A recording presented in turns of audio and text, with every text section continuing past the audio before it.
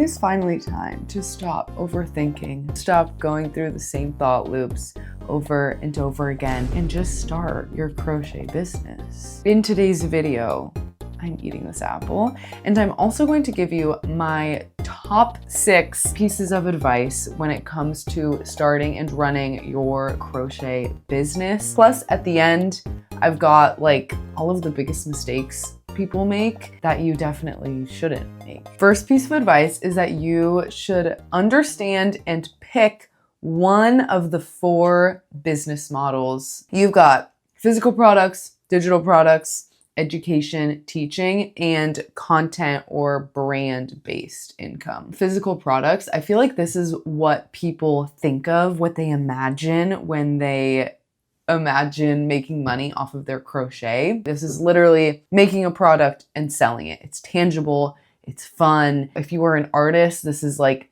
the purest form of self-expression, creating something and selling that piece. However, this can be very time heavy and it's hard to scale because it's just you making things with your hands. There's only so much stuff you can make with your hands.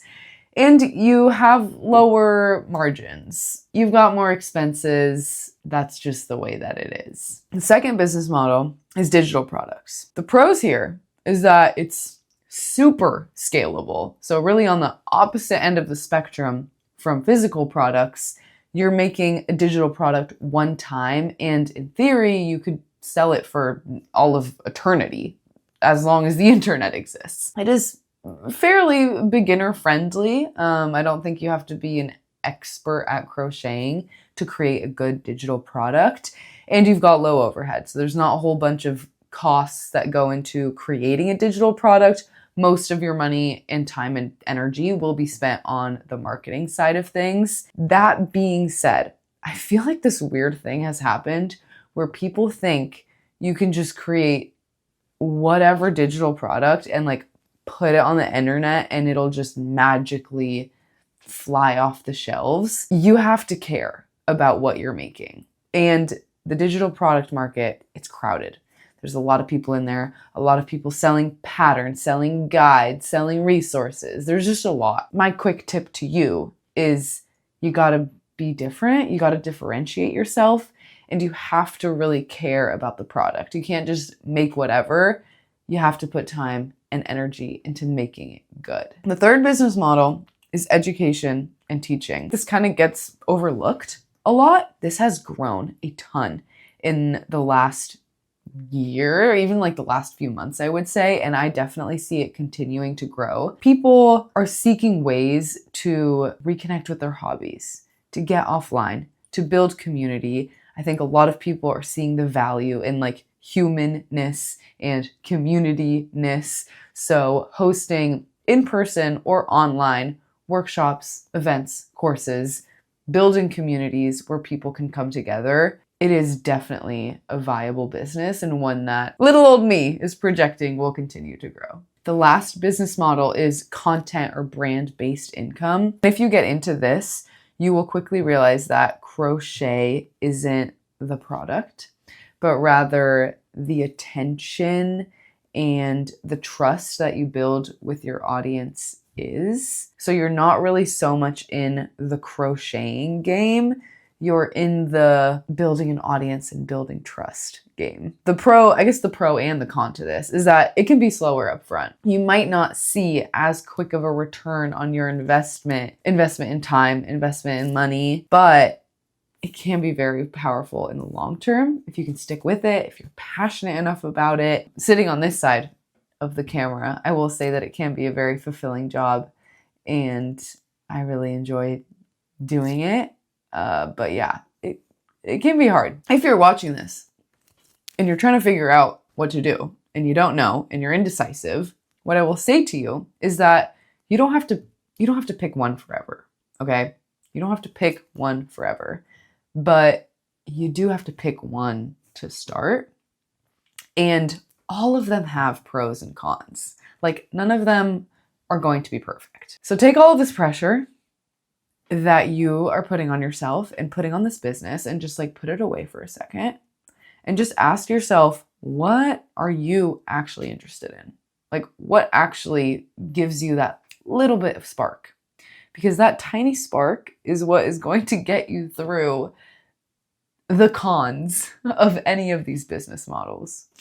My challenge to you is to pick one and stick with it for a year. You can do that. I believe in you. My number 2 piece of advice is that yes, you should have your own site. I know that Etsy is very easy and it's very simple, and I definitely agree that it's beginner friendly. But if you want more control over your business, if you really want to build a brand and to connect with your customers, you should have your own site, because you're just going to get a customization and a personalization that you're not going to get with Etsy. I used to be really intimidated by building my own site and figuring out how to get products on there, how to do the marketing. But then I found Hostinger, who happens to be the sponsor of today's video. Hostinger is one of the easiest and most affordable ways to get online. They have a bunch of website templates that you can choose from and adjust to your liking, so you're not building an entire website from scratch. Or I do feel you can get more personalized with their AI site builder. You just input a prompt, your website will be built for you, and then you can further personalize and tweak things from there. With the New Year's discount going on right now, you can get the business plan for $2.99 a month with the 48-month subscription. Well, that sounds like a time commitment, but the 48-month subscription is the best budget-friendly option. You get 2 months completely for free, and you lock in a better monthly price. Plus, you can use my coupon code LOLA to get an extra 10% off. How cute is that? Included in this, you also get a bunch of other goodies. You get a free domain directly through Hostinger. With their e-commerce store, you can sell those physical or digital products with 0% transaction fees. When you compare that to the transaction fees on Etsy, that is an absolute steal. Once you do start growing and expanding and maybe tacking on a few extra income streams, Hostinger has what you need to support that. Like having AdSense for your blog, an affiliate link showcase, or you can also use their integration with Printful to run a print-on-demand business. Get started with Hostinger using the link in the description. Whether you go with Hostinger or not, I just want to re-emphasize my point that I do think it's worth it in the long term to have your own website. Etsy is great for beginners. It's great for people just dipping their toe in the water. But if you care about your brand, if you care about like owning your business and it being like really yours, you should go with the website. My next piece of advice is that you gotta niche down beyond crochet. This is something that I am still learning and working on, but crocheting in and of itself is not a niche. It's a medium, right? It's like painting. Obviously, niching down is scary. And especially, I think, as artists, as creative people, we hate niching down because we hate being put in a box. We hate being told what to do. I get it. I hate being put in a box. The one thing you do need to be clear on is who you are serving. Like, who is your customers? And it can't just be crocheters, because that's too broad. A little bit more granular. For example, crochet for ADHDers. Crochet for slow living, crochet for businesses, crochet as a business, crocheting for eco-conscious artists. There are all of these different niches within the niche or within the medium that you can gravitate towards, which will give you a lot more clarity on who it is you are serving. And I do think that with that clarity comes freedom, comes creativity. I know that it is hard and it can feel complicated, but like, don't overcomplicate it. And if you do want more support, you can join my free crochet community. I host weekly calls You can jump in, we can talk about your niche, and we'll figure it out together. Tip number 4 is to build one income stream. I don't know you, but I know that you need to stop trying to do everything at once. You're trying to grow on Instagram. You're trying to do custom orders. You're trying to make a digital product and write a pattern and make a YouTube video and do a vlog and do one thing. Let's put all of our eggs into one basket. I want you to pick one product, one platform. Pick one thing and focus on that and allow yourself the time to get good at it. Again, take the pressure off. Take a load off, girl. Stop worrying about making $100,000, $300,000. How am I going to get to 10K a month? Focus on making your first $100, and then we can move from there. Tip number 5, if you do decide to start a crochet business, you want to make money off of your crochet, you are now shifting your hobby into a business, and things just get a little different. Okay, this is now a business.